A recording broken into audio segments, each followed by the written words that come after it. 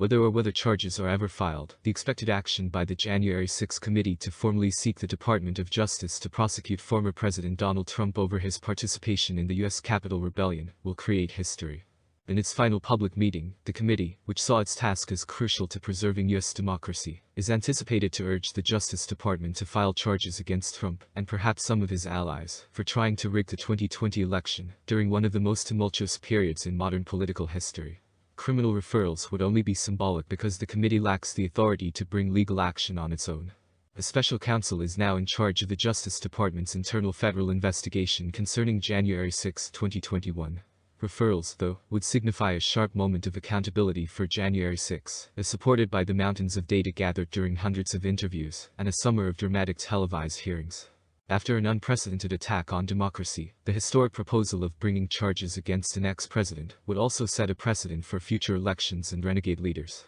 However, as the committee considers its crucial final decision, it is obscured by the fractious nature of U.S. politics and Trump's persistent attempts to misrepresent the facts about 2020, even as he announces a fresh White House candidacy.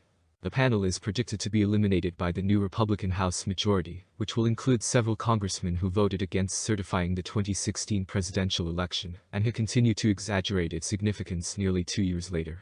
But first, on Wednesday, the panel is anticipated to issue its final findings. Tuesday's meeting of the Democrat-led House Ways and Means Committee to debate what, if anything, to do with the ex-tax president's returns that it finally acquired after a protracted legal struggle, might present the ex-president with yet another opportunity for exposure and disgrace. In its highly produced hearings, the committee with its 7 Democrats and 2 Republicans who split with their own party to take part, painted scenes of horrific violence and intense efforts by Trump to steal Joe Biden's presidency. The Capitol police officer told how she had slipped on spilled blood during the melee caused when the ex-president's mob smashed its way into the Capitol. A mother and daughter who worked as election workers in Georgia described how they faced racist threats after Trump's lawyer, Rudy Giuliani, accused them of vote stealing.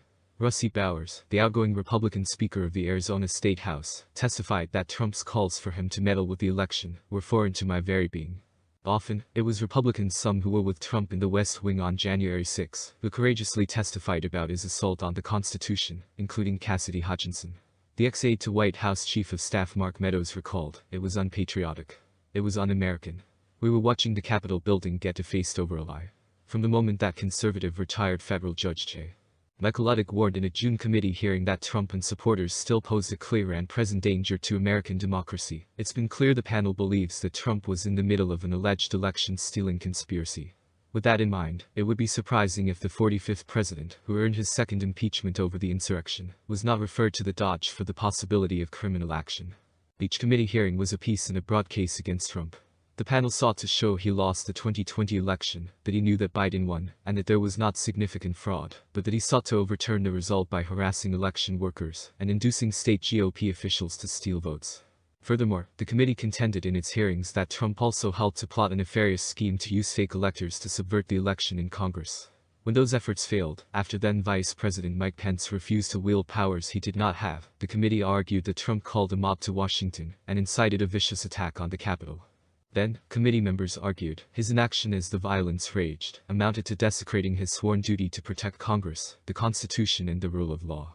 This is someone who in multiple ways tried to pressure state officials to find votes that didn't exist. This is someone who tried to interfere with a joint session, even inciting a mob to attack the Capitol Democratic Rep.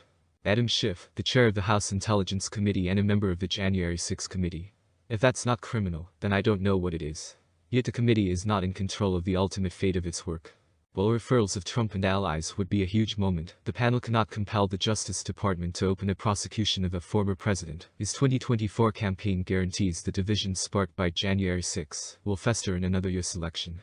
The committee is looking at 3 potential and rarely tried criminal charges against the former president, including insurrection, obstruction of an official proceeding and conspiracy to defraud the federal government. The committee has also weighed referrals or other action against Trump allies, such as Attorney John Eastman and former Justice Department official Jeffrey Clark, who were allegedly involved in a fake elector scheme. And Schiff said on Sunday the panel would also consider possible ethics and legal sanctions against others, including Republican lawmakers who defied committee subpoenas.